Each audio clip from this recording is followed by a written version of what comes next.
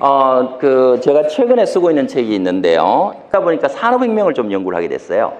산업혁명을 연구해 보니까 이런 게 나오더라고요. 르다이트 운동이 나타났습니다.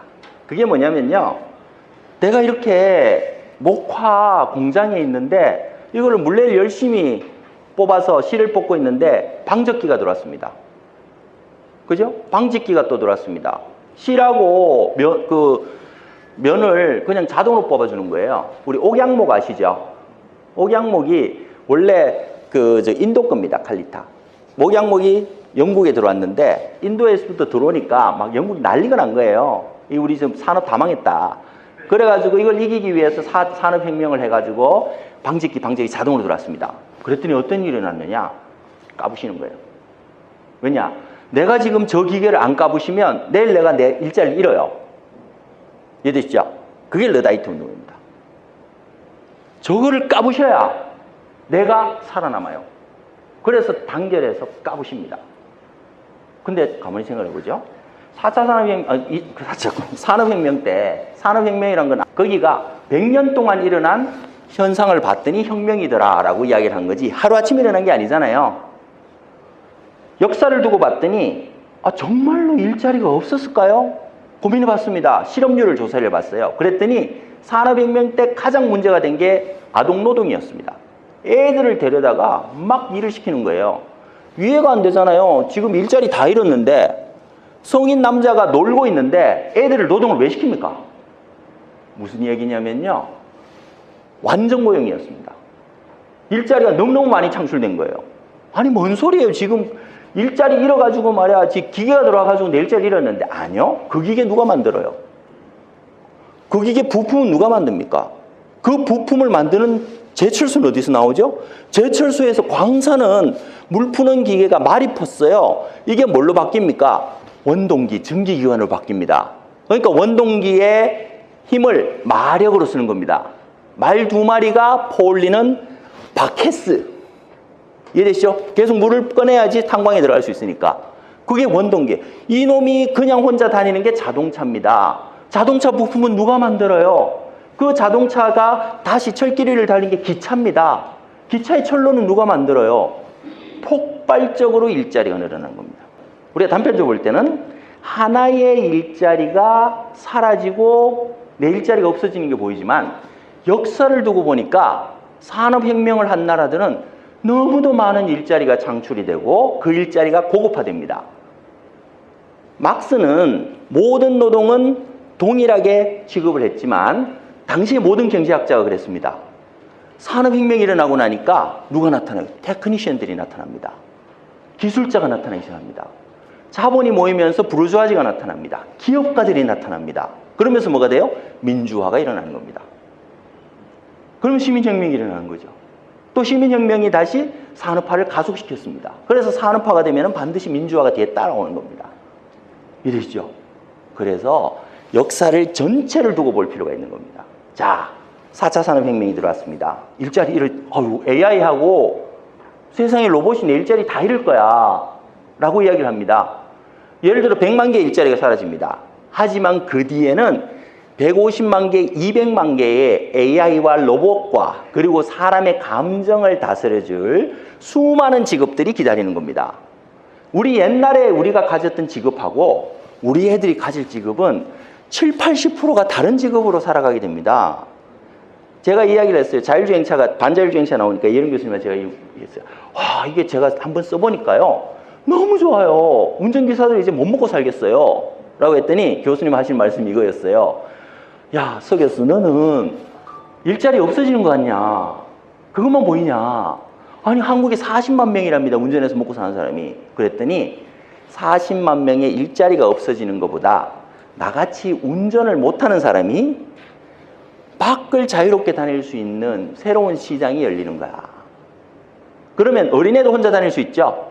어떻게 돼요? 기사가 아니고 부모들이 따라갈 거고 훨씬 더 많은 자율주행에 관계되는 직업들이 발생할 겁니다. AI에 관계된 기술들이 발전할 겁니다. 로봇에 관계된 직업들이 나타날 겁니다. 우리의 현재의 지식 수준으로 미래의 직업을 판단하면 안 됩니다. 다시, 나는 지금 물레 돌리는 게 나의 유일한 기술이었지만 그 많은 테크니션들이 인류를 이만큼 발전시킨 겁니다. 이해되시죠? 그래서 바뀌는 세상은 저항하는 것이 아니고요. 타고 놀아야 됩니다. 지금 말씀하셨듯이 계속 대립항으로 가서는 미래가 없습니다. 같이 한 방향을 보는 것은 기술을 같이 이해하고 같이 나가는 겁니다. 저는 그렇게 생각합니다. 네.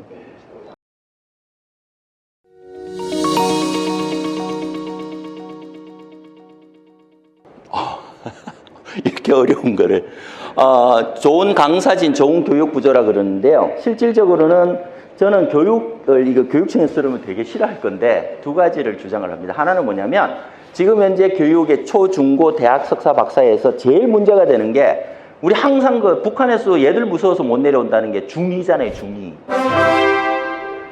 그래서 저는 중2를 없애자고 주장합니다.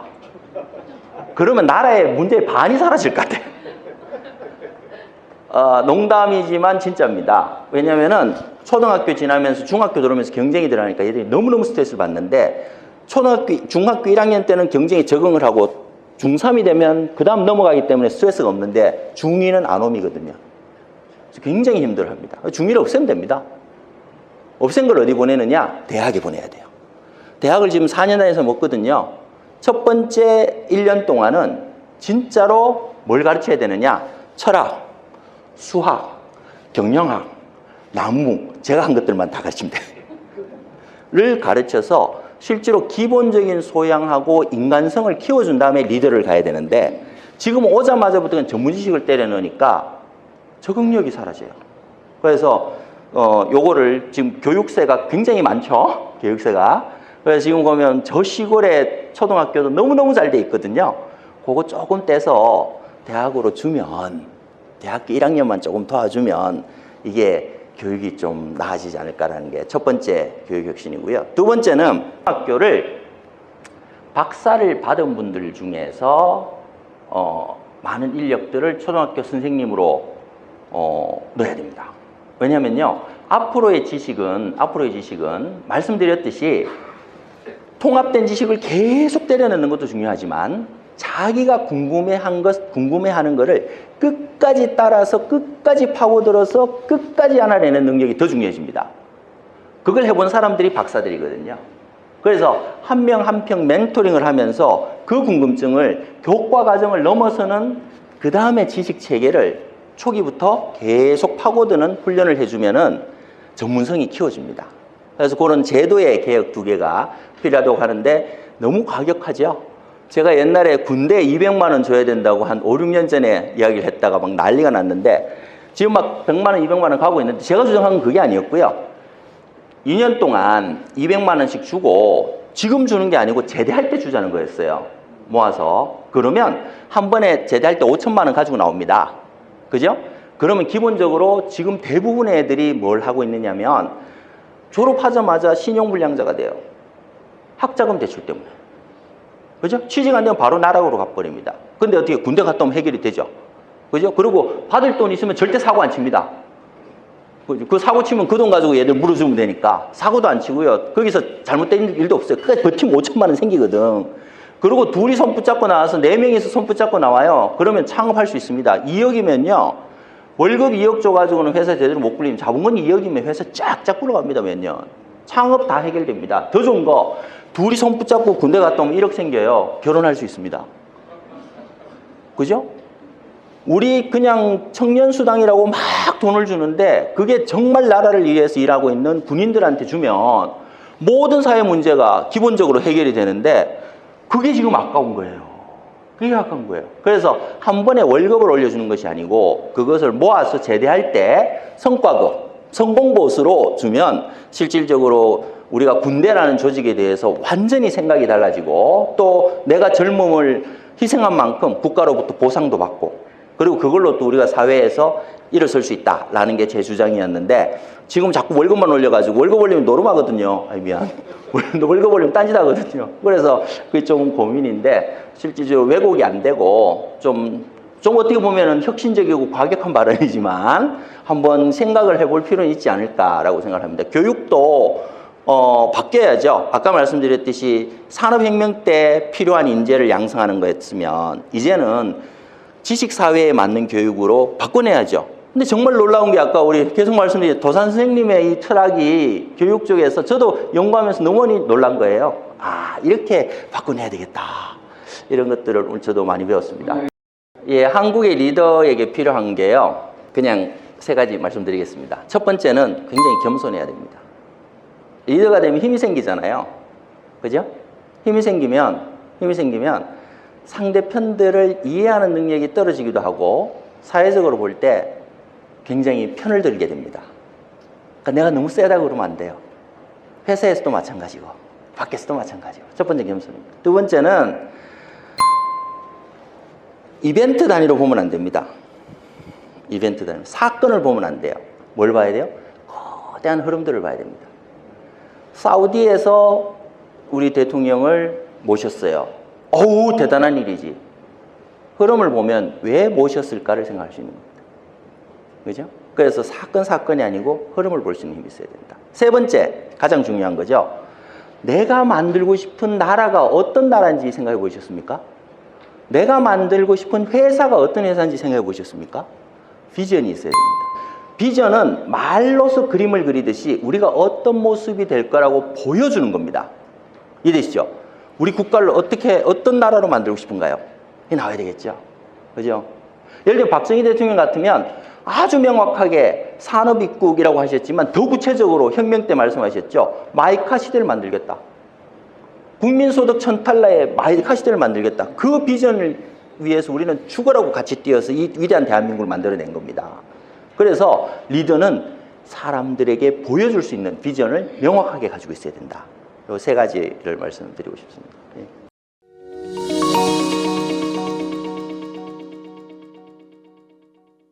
예. 체는 원래는 체육입니다. 그죠? 그래서 건전한 그 신체에 건강한 정신이 깃든다. 건강한 신체에 건전한 그 정신이 깃든다라고 해서 체육이 맞습니다. 근데 저는 어떻게 했냐면, 자, 체육을 하면 뭐가 좋아질까요? 사실 걸어요. 걸으면 뭐가 제일 좋아지냐면, 칸트도 그랬고 대부분의 철학자들이 걸으면서 정리합니다. 이 발목은 어떻게 보면 내가 생각을 해서 쓰는 게 아니고요. 뇌하고 바로 연결되어 있는 거예요. 균형들이. 그러면서 어떻게? 발을 쓰고 손을 쓰면 머리가 자극이 되는 겁니다. 그럼 뭐가 좋아져요? 창의성이 생기죠. 그래서 저는 체를 본질 그 자체를 보는 거, 경물치질을 체라고 봅니다.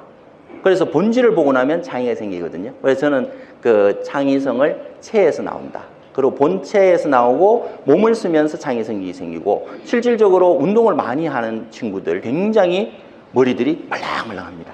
그런 것들이 저는 이 체를 창의성으로 해석한 이유입니다. 네, 감사합니다.